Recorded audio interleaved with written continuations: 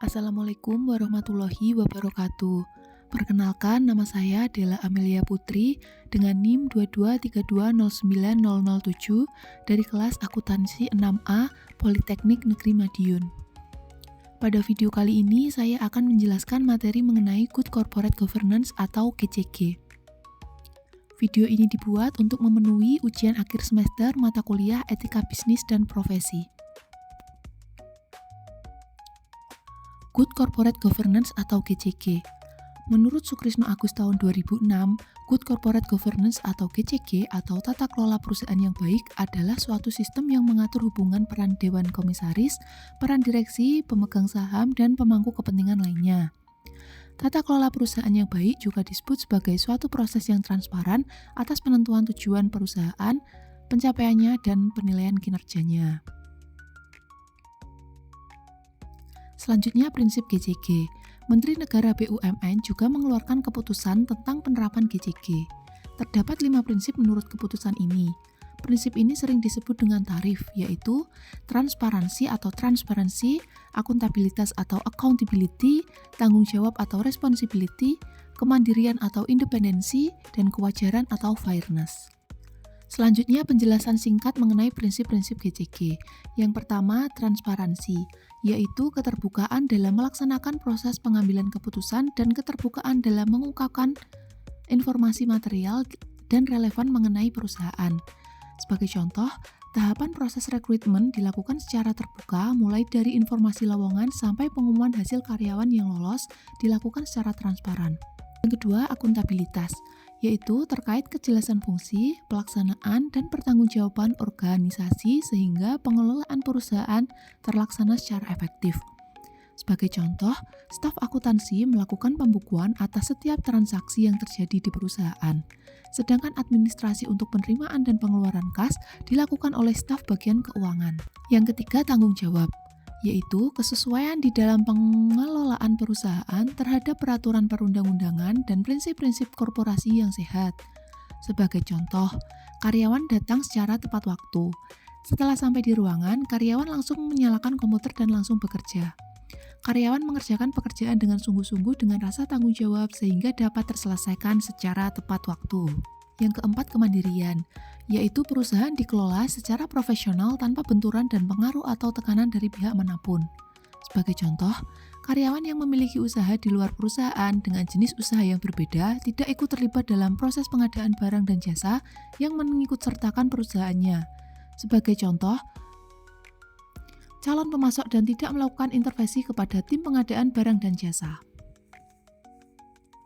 Yang kelima, kewajaran, yaitu keadaan dan kesetaraan di dalam memenuhi hak-hak stakeholder. Sebagai contoh, perusahaan memberikan kesempatan yang sama kepada karyawan dalam proses seleksi naik jabatan. Selanjutnya, tujuan penerapan prinsip-prinsip Good Corporate Governance. Yang pertama, mengoptimalkan nilai perusahaan. Yang kedua, mendorong pengelolaan perusahaan secara profesional, efisien, dan efektif, serta memberdayakan fungsi. Yang ketiga, adanya kesadaran tanggung jawab sosial maupun kelestarian lingkungan di sekitar perusahaan. Yang keempat, meningkatkan kontribusi perusahaan di lingkungan sekitar perusahaan dan dalam perekonomian nasional. Yang kelima, meningkatkan iklim yang kondusif di lingkungan sekitar perusahaan.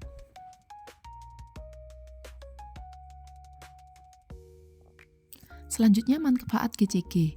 Indra Surya dan Ivan Yustiavandana tahun 2007 mengatakan, tujuan dan manfaat dari penerapan GCG adalah yang pertama, memudahkan akses terhadap investasi domestik maupun asing. Yang kedua, mendapatkan biaya modal yang lebih murah. Yang ketiga, memberikan keputusan lebih baik dalam meningkatkan kinerja ekonomi perusahaan. Yang keempat, meningkatkan keyakinan dan kepercayaan diri dari para pemangku kepentingan perusahaan. Dan yang kelima, melindungi direksi dan komisaris dari tuntutan hukum. Selanjutnya, organ khusus dalam penerapan GCG. Setidaknya ada 4 organisasi tambahan untuk melengkapi penerapan GCG, yaitu Komisaris Independen, Direktur Independen, Komite Audit, dan Sekretaris Perusahaan. Komisaris dan Direktur Independen. Menurut Indra Surya dan Ivan Yustiavandana tahun 2006, Ada dua pengertian independen terkait dengan konsep komisaris dan direktur independen tersebut. Yang pertama, komisaris dan direktur independen adalah seorang yang ditunjuk untuk mewakili pemegang saham independen atau pemegang saham minoritas. Yang kedua, komisaris dan direktur independen adalah pihak yang ditunjuk tidak dalam kapasitas pengalaman dan keahlian profesional yang dimiliki. Selain kedua pengertian tersebut, sebenarnya masih ada pengertian ketiga yang biasa dipakai dalam kode etik akuntan publik. Dalam konteks ini dikenal dengan istilah independent in fact dan independent inference. Independent in fact menekankan sikap mental yang mengambil keputusan dan tindakan yang semata-mata didasarkan atas pertimbangan profesional dari dalam diri yang bersangkutan tanpa campur tangan pengaruh atau tekanan dari pihak luar.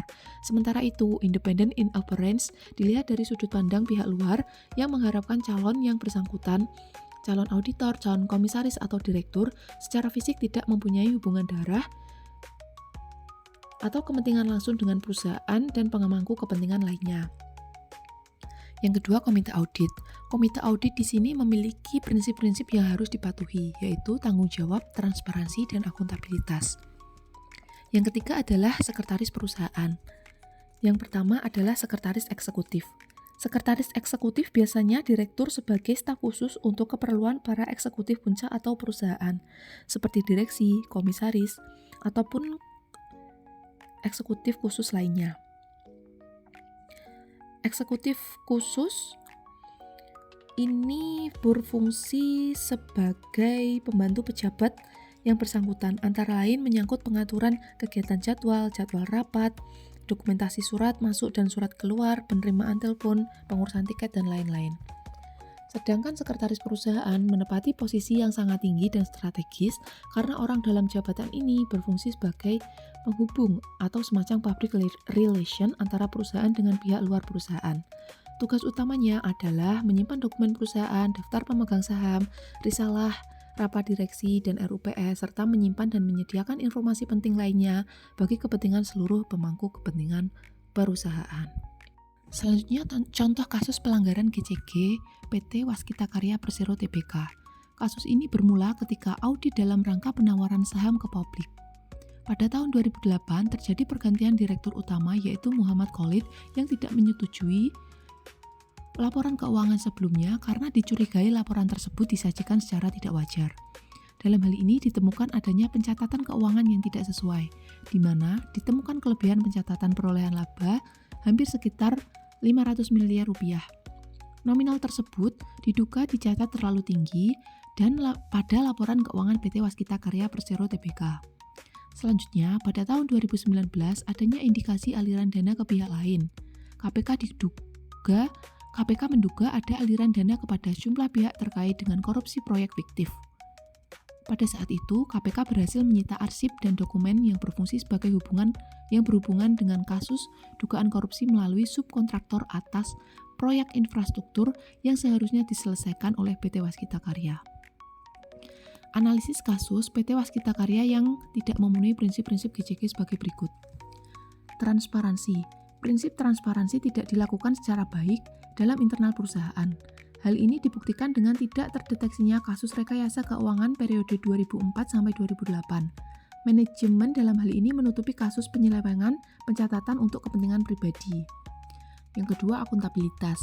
Struktur perusahaan tampak lemah. Terjadinya korupsi di level manajemen memungkinkan pengawasan internal tidak berjalan efektif dan adanya akuntabilitas yang jelas atas penggunaan dana perusahaan termasuk dana dari negara. Tanggung jawab. Perusahaan tidak menjalankan kewajibannya sesuai dengan peraturan perundang-undangan dan prinsip bisnis yang sehat. Tindakan korupsi menunjukkan kelalaian dan tanggung jawab sosial dan hukum perusahaan. Kemandirian. Dugaan keterlibatan pejabat internal dan lemahnya fungsi pengawasan menunjukkan bahwa proses pengambilan keputusan tidak independen dan mungkin terpengaruh oleh konflik kepentingan. Kewajaran. Perlakuan tidak adil terhadap pemegang saham minoritas dan investor terjadi ketika perusahaan tidak memberikan informasi yang sebenarnya mengenai kondisi keuangan dan operasionalnya. Ini melanggar prinsip keadilan dalam memperlakukan semua pemangku kepentingan secara setara.